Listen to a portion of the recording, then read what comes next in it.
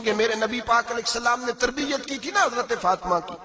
فرمایا بیٹے تیرا خامد اسی طرح ہے کہ جس طرح تیرے لیے مجازی خدا ہوتا ہے. اگر میں کسی کو سجدے کا حکم دیتا تو عورت کو کہتا خامد کو سجدہ کرے.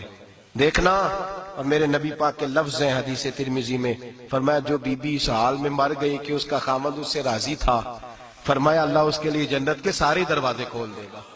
تربیت کی تھی نا تربیت. تو خود میرے نبی پاک شادی کے بعد حضرت فاطمہ کو لینے گئے, کہا فاطمہ چلا لینے آیا ہوں. تربیت خود کی تھی. بی بی شہبہ کہنے لگی حضور نبی کا حکم ہے کہ باپ کا؟ نبی کا حکم نام ماننا کفر ہے. نبی کا حکم کہ باپ کا. حضور نے فرمایا باپ کا. کہنے لگی محبوبہ بیٹھ جائیں, جب تک علی نہیں آئیں گے میں کوئی نہیں جاؤں گی. آپ کی تربیت کا نتیجہ ہے. میں کیسے چلی جاؤں جب تک شیر خدا نہیں آتے. کچی زمین پر یوں اللہ کے رسول تامت سمیٹ کے بیٹھ گئے. دیر کے بعد حضرت علی آئے. ماتھے پہ شکن نہیں. ایک دفعہ نہیں حضور نے کہا کہ میرے گھر میں پلا ہے. جناب علی تو کچھ سالوں کے تھے جب حضور کے در اقدس پہ آ گئے. یہ نہیں اللہ کے رسول نے فرمایا کہ میرے گھر میں پلا ہے, میرا غلام ہے, ساری زندگی میرا دستر نگر رہا ہے, کیسے بول سکتا ہے؟ کوئی لفظ نہیں کہے. فرمایا تو ٹھیک کہتی ہے, شیر خدا آئے. تو میرے کریم رسول نے فرمایا علی اگر تو اجازت دے تو میں فاطمہ کو لے جاؤں. تو کہا یا رسول اللہ میں آپ کو اجازت دوں, تو امیر حرم, میں فقیر بے نوا, تو کجا من کجا. حضور میں آپ کو اجازت دوں. فرمایا بھائی فاطمہ نہیں مانتی. کہتی ہے وہ کہے او میرے بھائی دین جب آئے گا نا, دین جب آئے گا, سیدہ طیبہ طاہرہ حضرت خدیجہ الکبریٰ کی سہیلی ملنے آئی, اور حضرت خدیجہ کے پھٹے ہوئے کپڑے اور پیبند والے کپڑے دیکھ کے تو رو پڑی. کہنے لگی تم مکے کی ملکہ تھی اور دنیا تیری مثال دیتی تھی, اور خدیجہ یہ تو نے کیا حال کر لیا. فرمایا چپ کر, میں اس حال میں راضی ہوں جس میں میرے رسول راضی ہے. فرمایا ادھر آؤ, کائنات میں اگر اللہ نے سب سے شان والی بیٹی دی ہے تو مجھے دی ہے, اور میں اس علی کو دے رہا ہوں جس کا مکان بھی کوئی نہیں, کاروبار بھی کوئی نہیں, جس علی کا بظاہر کوئی بینک بیلنس نہیں, کوئی مربع نہیں, کوئی شے نہیں. حضور علی کے پاس کیا ہے؟ فرمایا میرا علی عشاء کے بعد قرآن شروع کرتا ہے تو فجر سے پہلے ختم کر دیتا ہے. میرا علی صبح کی نماز کے وقت تلاوت شروع کرتا ہے تو ظہر سے پہلے قرآن مجید پڑھ دیتا ہے. فرمایا رزق کھاتا ہے, تھوڑا کھاتا ہے پر حلال کا کھاتا ہے. فرمایا پاکیزہ روٹی کھاتا ہے, اور جب میدان میں نکلتا ہے تو برادری کے لیے نہیں نکلتا. جب تلوار لے کے نکلتا ہے تو یہ مکے کے لیے نہیں لڑتا, یہ تلوار لے کے نکلتا ہے تو قومیت کے لیے نہیں لڑتا. محبوب کس لیے لڑتا ہے؟ فرمایا یا خدا کے لیے لڑتا ہے یا محمد مصطفیٰ کے لیے لڑتا ہے. اس کی تلواریں پاکیزہ, نظریات پاکیزہ. دیکھو میں بیٹی کا نکاح کہاں کر رہا ہوں. پھر غوث اعظم جیسا اللہ نے مجھے بیٹا عطا فرمایا. میرے بھائی ہم جو بنیاد بنا رہے ہیں, تو کہتے بات نہیں مانتی بہو. تو میں نے کہا بالکل صحیح کرتی ہے, نہیں ماننی چاہیے اسے, اس لیے کہ دولت بیاہ کے لائے ہو, بہو تھوڑا لائے ہو. کہتے ہیں جوائی لالچ بڑا کرتا ہے. تو میں نے کہا کیوں آفرے کرتے رہے تم؟ کس نے کہا تھا یہ باتیں کرنے؟ بالکل صحیح کر رہا ہے. وہ جو آپ نے جس بنیاد پہ دیوار بنائی تھی وہ آپ کو مل رہی ہے. میرے نبی کریم صلی اللہ علیہ وسلم نے فرمایا جب تو گھر بنانے لگے, بچی اور بچے کے لیے رشتہ ڈھونڈنے لگے, دین کو, اگر بچے کے دل میں خوف خدا ہوگا تو بیوی کو مارتے وقت ڈرے گا, 100 دفعہ خیال آئے گا. عورت کے اندر خوف خدا ہوگا تو سمجھے گی میرا خاوند ہے.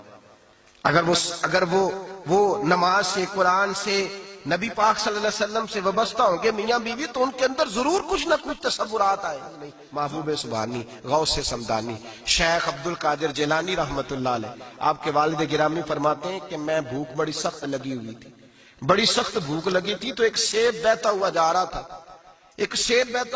تھا, پانی میں, تو اٹھایا تو کھا لیا. دل میں خیال آؤ ہو پتہ نہیں کس کا تھا. اب جدھر سے پانی آ رہا تھا ادھر چل نکلا. ایک درخت ہے, باغ ہے, اس باغ کے بہت سارے درخت جھکے ہوئے ہیں. اس دریا کی جانب پتہ کیا کس کا ہے, سمجھ آئی کہ انہی کے باغ سے وہ سیب جو ہے بہ کے گیا ہوگا. کہتے ہیں مالک کے پاس گیا, میں نے جا کے کہا بزرگوں, بڑے نیک آدمی تھے, ان سے میں نے کہا بزرگوں, غوث اعظم کے والد کہتے ہیں, میں نے کہا بزرگوں ایک سیب کھا لیا ہے. تو پریشان ہوں کہ وہ میرے لیے جائز نہیں تھا, بڑی کہہ کرنے کی کوشش کرتا ہوں, نکلتا نہیں, مہربانی ہو جائے. انہوں نے کہا میں نہیں معاف کرتا. میرا سیب کیوں کھایا, حالانکہ جاتی ہوئی شاید ایسے ہی جائز ہے, کیوں تو نے کھایا؟ میں نہیں معاف کرتا. تو کو بابا جی قیمت لے لو, بخش دو. بابا جی کہنے لگے چل کچھ دن رہ, میرے کھیتوں کو پانی لگا. سید زادے, چڑھتی جوانی, خوبصورت ماتھا, خوبصورت چہرہ، نور دور دور سے چھلک کے پڑے، سادات کے گھرانے کا سجا ہوا نوجوان، کئی پکڑ کے کدال پکڑ کے بابا جی کے کھیتوں کو باغ کو پانی لگاتے. کچھ مہینے رہے تو بابا جی سے کہنے لگے بابا معافی، کہنے لگے نہیں مل سکتی. کہ کس طرح ملے گی؟ کہنے لگے ایک بیٹی ہے میری، آنکھوں سے اندھی ہے، کانوں سے بہری ہے، زبان سے گنگی ہے، ٹانگیں بھی کوئی نہیں دونوں، بس سانسیں چلتی ہیں، تو شادی کرے تو معاف کر دیتا ہوں. حضرت غوث پاک کے والد گرامی کہنے لگے مجھے قبول ہے، میرے اندر جو رزق چلا گیا اس کو پاک کرنا ہے، کہیں وجود جہنم کہیں دھن نہ بن جائے، میری تو نورانیت چلی جائے گی ساری اگر میں اس طرح کا. مجھے قبول ہے. نکاح ہو گیا. کہتے ہیں جب حجلہ عروسی میں داخل ہوا، رات کمرے میں گیا تو میں نے آنکھوں سے دیکھنے والی، کانوں سے سننے والی اور حور سے ملتی جلتی ایک خوبصورت عورت بیٹھی دیکھی. میں پلٹ کے باہر نکلا دوڑ کے، میں نے کہا بابا میرے والی نہیں، وہ تو اندھی تھی، وہ اندھی تھی، وہ بہری تھی، گونگی تھی، یہ کون ہے؟ حضور غوث اعظم رضی اللہ تعالیٰ عنہ کے نانا جی کہنے لگے بیٹے اندھی اس لیے کہا تھا کہ جب سے پیدا ہوئی ہے اس نے غیر محرم کا چہرہ نہیں دیکھا.